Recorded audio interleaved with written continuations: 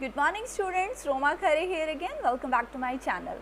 हम करने जा रहे हैं हिस्ट्री के बहुत इंपॉर्टेंट क्वेश्चंस में से फर्स्ट क्वेश्चन जो मेरे पास यहाँ पर है आपका चैप्टर नंबर 2 का non cooperation movement in the country side. ये लॉन्ग आंसर टाइप क्वेश्चंस हैं। देखिए, अगर आप हिस्ट्री को हिस्ट्री की तरह लर्न करने की कोशिश करेंगे विल फाइंड रियली टफ। तो आप क्या करिए, आप इसको स्टोरी की तरह अंडरस्टैंड कीजिए। आपको पता होना चाहिए हमारी हिस्ट्री में क्या, कौन सा इंसिडेंट कब कैसे और क्या चीज़ें हुई है। इसमें से एक बहुत ही पॉपुलर क्वेश्चन है, एक पॉपुलर मूवमेंट है नॉन कोऑपरेशन मूवमेंट। क्वेश्चन अक्सर आता है लॉन्ग आंसर्स में, non cooperation movement in the country side. आप इसके ऊपर एक नोट लिखिए, यानी कंट्री के अंदर जो नॉन कोऑपरेशन मूवमेंट था उसका क्या हाल था, उसको एक्सप्लेन करना है। क्लियर? तो हम यहाँ पर लेते हैं स्टोरीज़। फर्स्ट लेते हैं हम अवध की स्टोरी। अवध यानी आज का जो लखनऊ है, दैट इज़ अवध। सेकंड हम स्टोरी लेते हैं आंध्र प्रदेश की, और इसके बाद हम थर्ड स्टोरी भी लेते हैं जो कि आप लेते हैं आसाम की। तो हम इस कंट्री नॉन कोऑपरेशन मूवमेंट के इन तीन अलग अलग आप कह सकते हैं सिटीज़ या स्टेट्स में हम अलग अलग देखते हैं कि नॉन कोऑपरेशन मूवमेंट ने अपना कैसे कैसे प्रभाव जमाया। ठीक है, तो फर्स्ट बात करते हैं अवध की, यानी आज का Lucknow. In Awadh the peasants movement led by Baba Ramchandra was against taluqdar. ये नॉन कोऑपरेशन मूवमेंट था जिसमें गांधी जी ने कहा था कि हमें इंडियंस को, अंग्रेज़ों को ना नॉन कोऑपरेट करना है, यानी हमें बंद कर देना, उनको कोऑपरेट करना। लेकिन हो क्या रहा था कंट्री में, लखनऊ में वहाँ पे जो किसान थे उन्हें लगता था कि उनकी अपनी परेशानी थी। क्या किसानों की परेशानी थी कि जो ताल्लुकदार थे या लैंडलॉर्ड्स थे वो उनसे ना बहुत हाईली ना टैक्सेस चार्ज करते थे, रेवेन्यू चार्ज करते थे, बहुत ज़्यादा उनको अमाउंट पे करना पड़ता था। पीजेंट्स के पास कुछ भी नहीं बचता था अपनी लाइवलीहुड के लिए। तो होता क्या था इन सब चीज़ों के लिए, तो किसानों को लगता था कि ज़िम्मेदार कौन है, ताल्लुकदार या फिर लैंडलॉर्ड, जिसकी वजह से उनको कुछ भी नहीं मिल पाता है। तो वहाँ के किसानों ने सोचा कि उनके लिए तो नॉन कोऑपरेशन मूवमेंट का मतलब है कि वो लोग आगे बढ़कर जो ताल्लुकदार या लैंडलॉर्ड हैं उनका विरोध करें। तो क्या हुआ इसमें, जो पीजेंट्स थे वो रामचंद्र नाम के जो एक पर्सन थे उस पर्सन को लीडर बनाकर आगे बढ़ रहे थे। Peasants were forced to work in landlords. और ऐसा क्यों कर रहे थे, क्योंकि जो पीजेंट्स थे यानी किसान जो थे उन्हें फोर्स किया जाता था कि वो जो लैंडलॉर्ड्स हैं उनके खेतों में काम करें। यानी किसानों की अपनी ज़मीन भी नहीं थी, सारी ज़मीन या तो ताल्लुकदार की थी या लैंडलॉर्ड्स की थी। तो किसानों को क्या था कि उन्हें सिर्फ उनके फार्म पर, उनके खेतों में काम करना होता था। तो इसके लिए उनको मजदूरी तक नहीं मिलती थी, जिसे कहा जाता है बेगार, या वर्ड आप देख रहे हैं, विदाउट एनी पेमेंट, बिना किसी पेमेंट के ये बेचारे वहाँ काम करते थे। Peasants had no security of tenure. उन्हें कितना पैसा मिलेगा इसकी कोई सिक्योरिटी नहीं थी। Thus being regularly evicted so that they could acquire no right over the leased land, the demands of the peasants were. तो यहाँ पर किसानों की जो हालत थी वो बहुत ज़्यादा ख़राब थी। तो किसानों का क्या कहना था, सिर्फ उनकी 3 डिमांड्स थी। क्या क्या डिमांड्स रखी उन्होंने, रिडक्शन ऑफ रिवेन्यू, यानी उनका कहना था कि आप हमारा जो रिवेन्यू है ना वो रिड्यूस कर दीजिए, यानी जो अमाउंट हमें आपको पे करना पड़ता है आप उसे रिमूव कर दीजिए, कम कर दीजिए। अबॉलिशन ऑफ बेगार, हमसे बेगार मत कराइए, जितना काम हम करते हैं उसके बदले हमें आप पेमेंट करिए, बेगार क्यों कराते हैं। थर्ड थिंग है social boycott of oppressive landlord. तो बहुत सारे लैंडलॉर्ड जो ऑप्रेसिव थे, ऑप्रेसिव मतलब जो शोषण करते थे, जो किसानों के साथ गलत काम कर रहे थे, उनको काम करवा कर उनको पैसा नहीं दे रहे थे, या उनके साथ आप कह सकते हैं उनकी फैमिलीज़ को हाई लोन दे दिया और उनसे बहुत सारा वर्क करवाया। ऐसे ऐसे जो लैंडलॉर्ड्स थे जो ऑप्रेसिव थे वो चाहते थे कि ऐसे लैंडलॉर्ड्स को हम सोशली बाइकआउट कर दें। तो ये थी आप कह सकते हो 3 डिमांड जो किसानों ने रखी। ये स्टोरी है अवध की। तो पहला पार्ट है नॉन कोऑपरेशन मूवमेंट में जो आपको याद करना है कि अवध की क्या स्टोरी थी। ठीक है, अब हम पढ़ते हैं, नेक्स्ट आता है आंध्र प्रदेश की स्टोरी के बारे में। In the Gudem hills of Andhra Pradesh a militant guerrilla movement spread in the early 1920s against the closure of forest areas by the colonial government. इसका मतलब क्या हुआ, जो गुडम हिल्स थी आंध्र प्रदेश की, वहाँ पे अलग ही टाइप का मूवमेंट था। इस मूवमेंट को कहा जाता है गोरिल्ला मूवमेंट। गोरिल्ला मूवमेंट मतलब ये लोग रात के अंधेरे में बाहर निकलते हैं और उस समय आकर जो है आप कह सकते हैं आक्रमण कर देते हैं।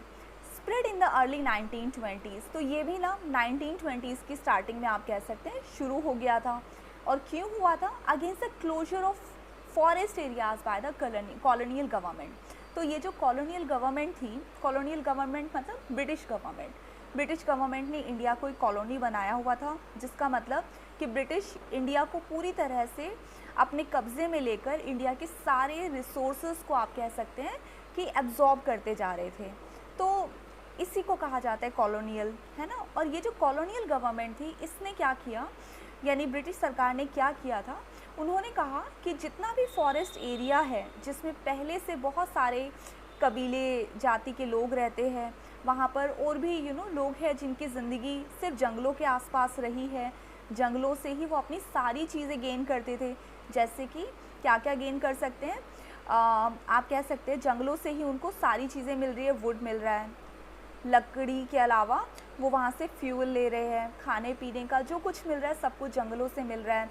अपने कैटल्स को अगर वो ग्रेस करवाते हैं, यानी अपने जानवरों को अगर वो चारा दिलवाते हैं, तो वो अपने जानवरों को भी जंगलों में लेके जाते हैं।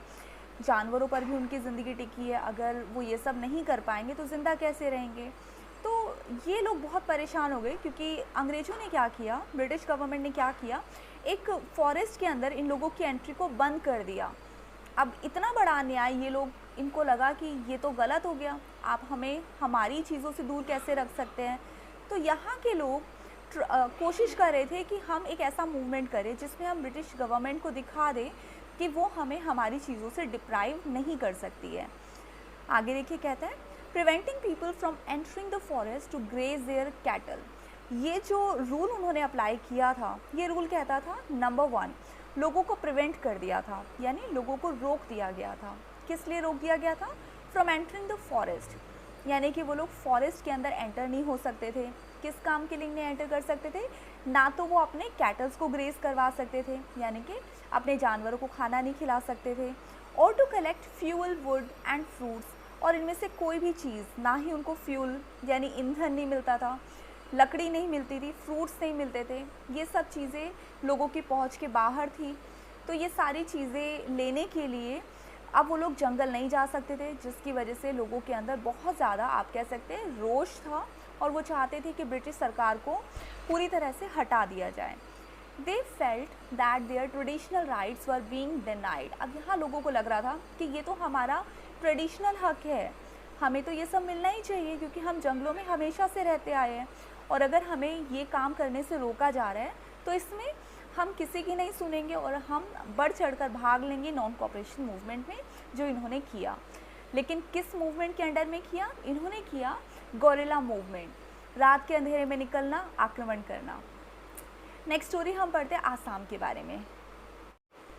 आसाम की स्टोरी में यहाँ मेंशन है, जैसे आंध्र प्रदेश के लोगों को एंटर करने नहीं दिया जा रहा था जंगलों में, उनके अपने लाइवलीहुड के लिए, या आप कह सकते हैं उनकी लिविंग जिस चीज़ पर बेस्ड थी, वो सारी चीज़ें, वो रिसोर्सेज ऑब्टेन नहीं कर पाते थे।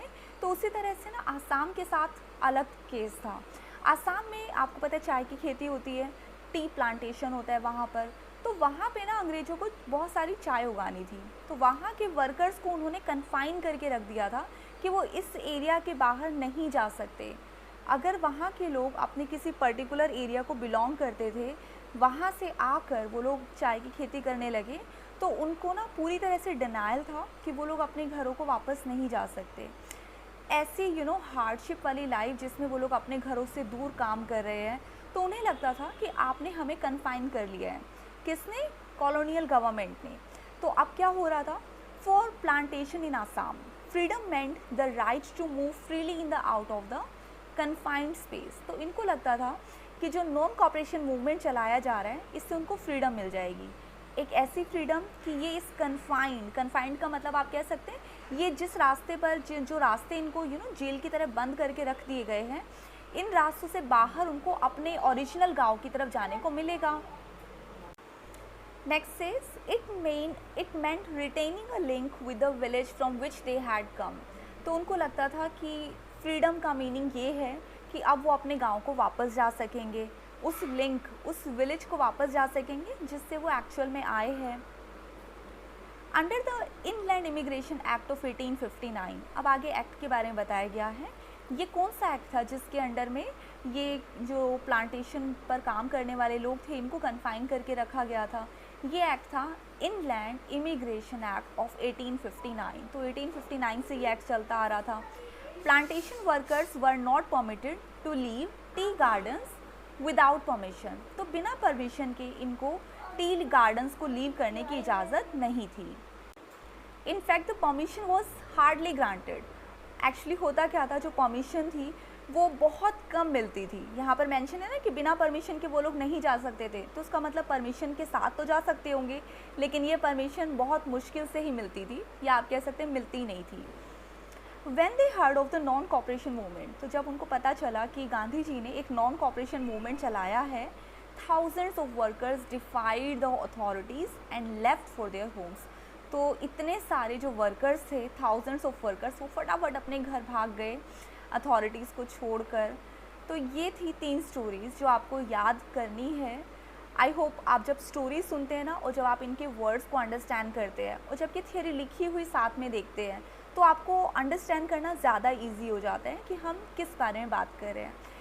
आपको क्या करना है, इस क्वेश्चन का ये पार्ट कि non cooperation movement country side में कैसे वर्क कर रहा था, कैसे फंक्शनल था, ये तीनों स्टोरीज़ याद करनी है। कौन कौन सी स्टोरी है?